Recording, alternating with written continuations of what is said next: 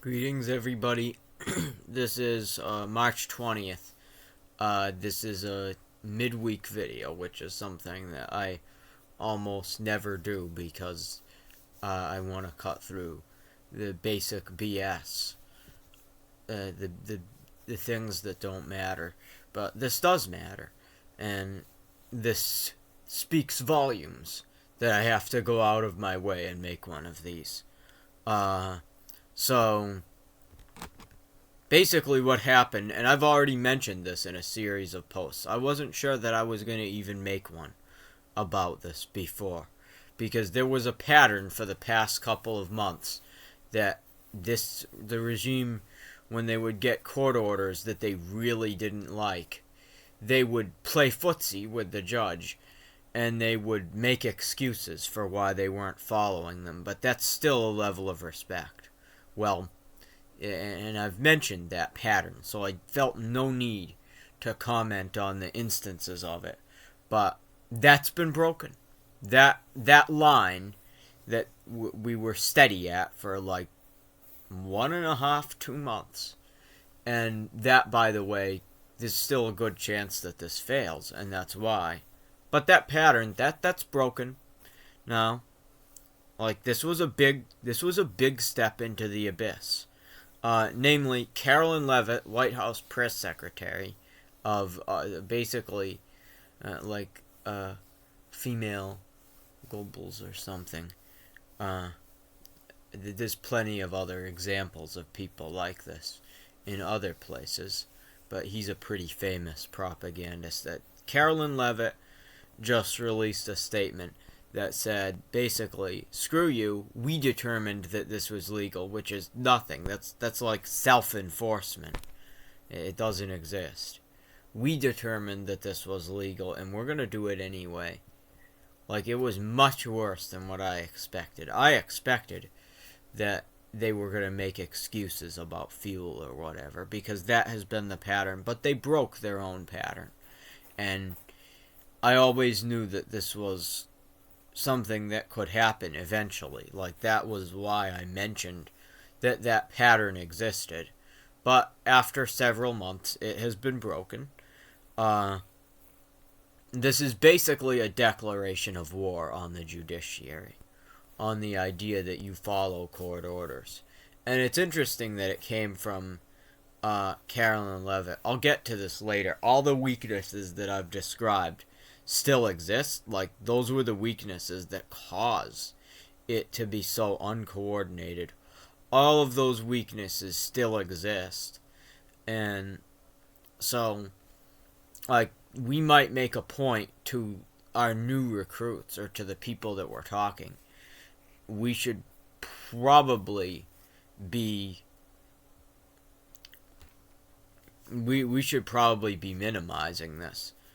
But it's an intentional choice to minimize this. It's not something that was just stop it. I wish life just stopped. It's not something that we really have. It's an intentional choice. It's not something that is just unimportant. This is a very important moment, and if we respond to it the wrong way, this could be the end of the Republic. Period. This could be something that we could never come back from. So, here's the basics. Judiciary, when judge gives a regular citizen an order, that means that they have to follow that or they get arrested. That's how it works. Who arrests them? No one is in a chain of command to that judge. The governor or the president, the governor or the president, this is the worst time that this could happen. The governor or the president is the one that carries out that order, not directly, but through people in their chain of command. This was intentional. This was actually quite intentional. These judges were not meant to have the power to enforce things themselves. People remembered the experience of the Star Chamber, which was a lawless judicial branch that existed in England for several years, used by a king as a source of his power, where he would also serve as the judge in the Star Chamber, and it could get him around any restrictions imposed on his power by Parliament. And they remembered this experience, so they made the judiciary weaker. And, they did not expect a situation like this. They were their attitude about a situation like this was, well, what are we going to do? They got themselves into this mess. They traumatized their children. They ruined the goodwill of their society. What are we going to do? They're just going to have to live under a dictatorship. Well, that's not an option for us because we're too big to fail. If we fail, then the entire human story fails. That's something they definitely didn't predict. The people who founded this country, that their country that they would build would be the only reason for at least a century or so right now. The only reason that mankind would make it. But so they built this system, and there was no way other than through Congress, which was supposed to not be someone's foot massage team, but that's what, in the words of Rick Wilson, that's what's happened. Congress, who is supposed to not be a foot massage team, but a co-equal branch of government, is supposed to check this. There's no... It just doesn't. There's no way. No one is in the chain of command. They are, actually. The president ultimately is supposedly in the chain of command of Congress via the law. All of his officials are supposedly in the chain of command of Congress. They can be fired by Congress. It's called impeachment. All of them, including the president. But they're not exercising that power right now, and they're not going to until we break their stronghold over the actual people of this country. And that's one of the reasons why I think that we should minimize this, which I'm going to get to by the end of this video. I will do more research, and I will talk about some of these same things in my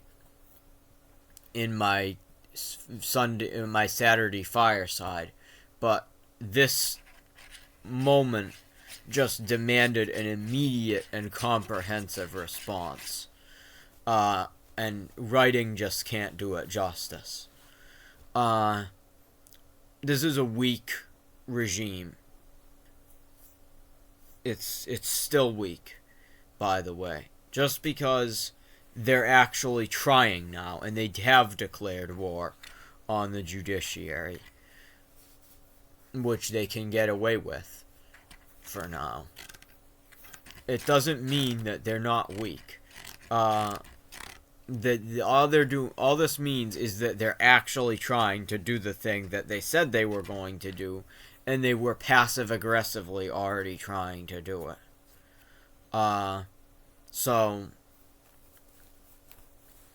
This is a great moment to start participating.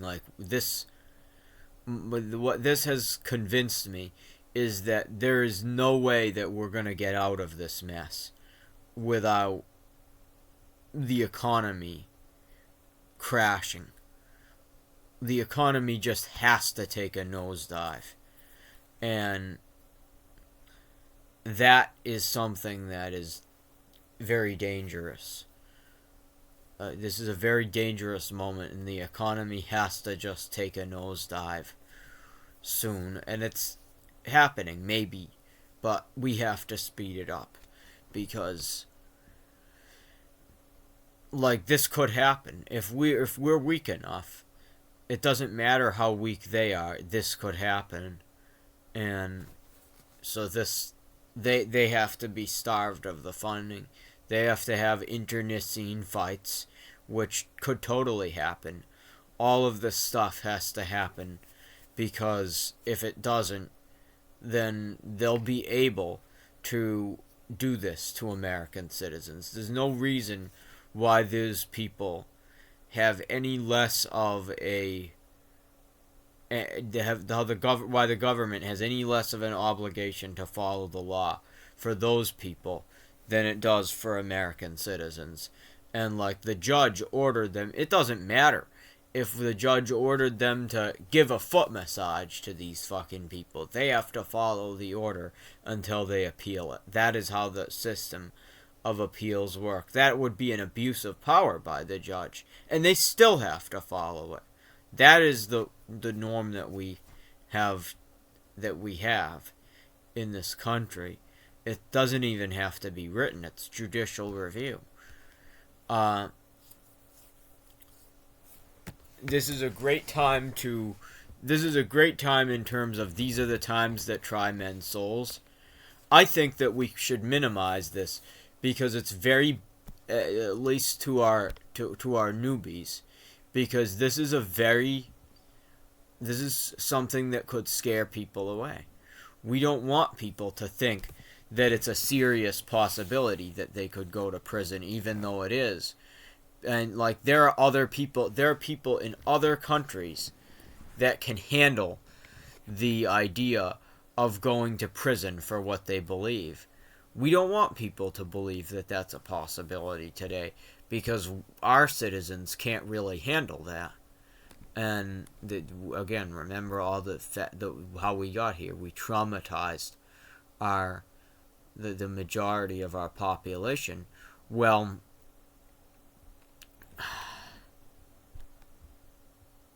I think that we have to minimize this in order, unless we want our recruiting to just crash. And we're a very informal organization. We're not really that well organized yet. We're going to need to get more organized. But if we want to be able to recruit people, we have to minimize this. And there are ways to do that. Like this is an incompetent regime. I don't even think that they understand that this is the precedent they're setting.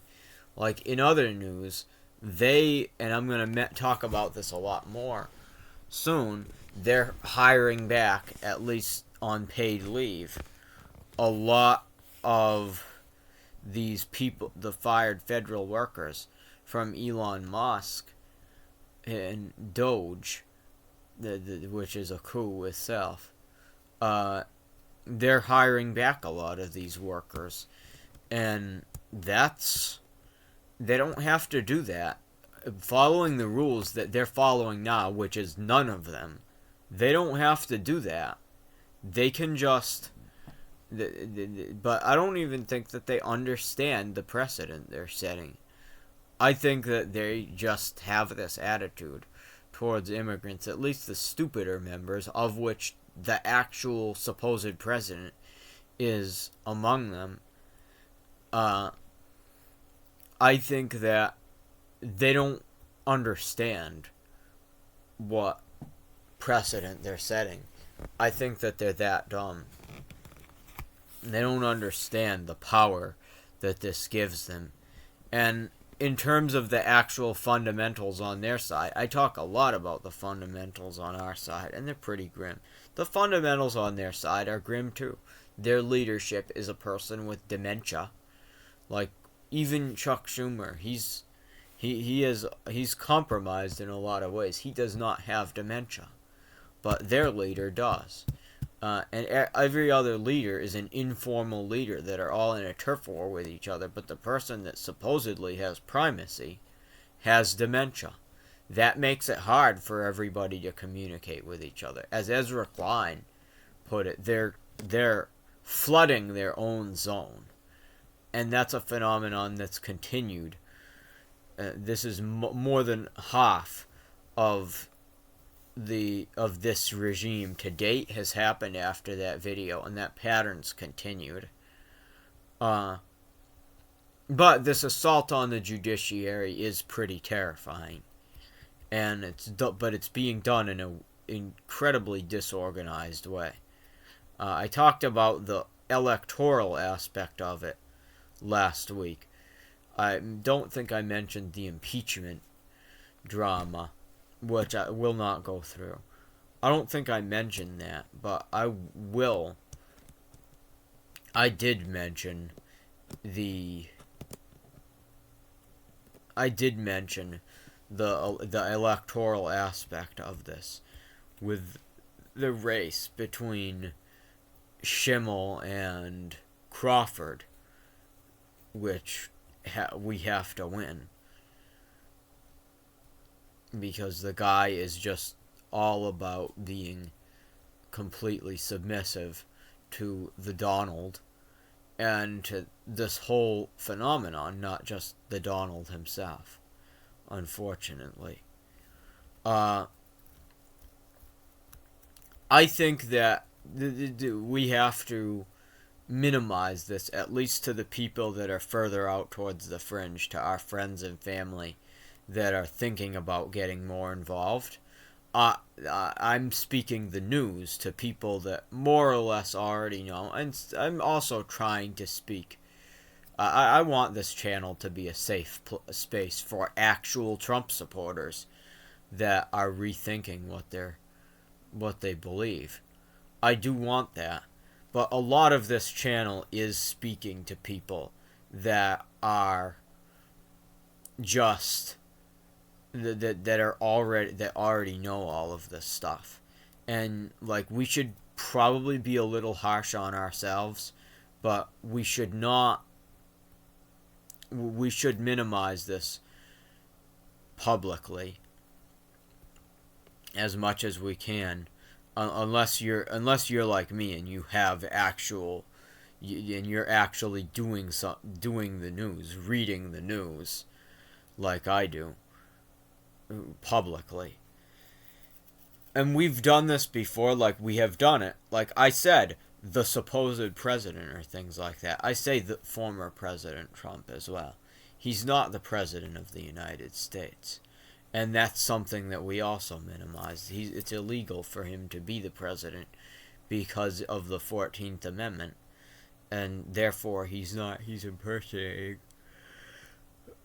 But we have made a tactical choice to ignore that. And I think that we should make a tactical choice to ignore in terms of our recruiting this. This is bad for us. This is bad for our numbers. This is going to be bad for our numbers if people understand this, because we are not a brave people. We're just not. And we haven't made the decisions that would contribute to us being brave.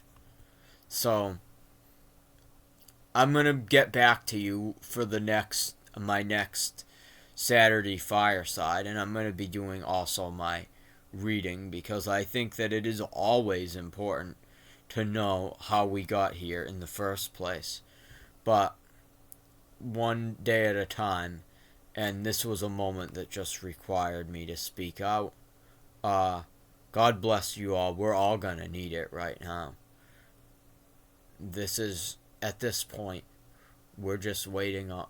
This is kind of the point where it's all about a miracle.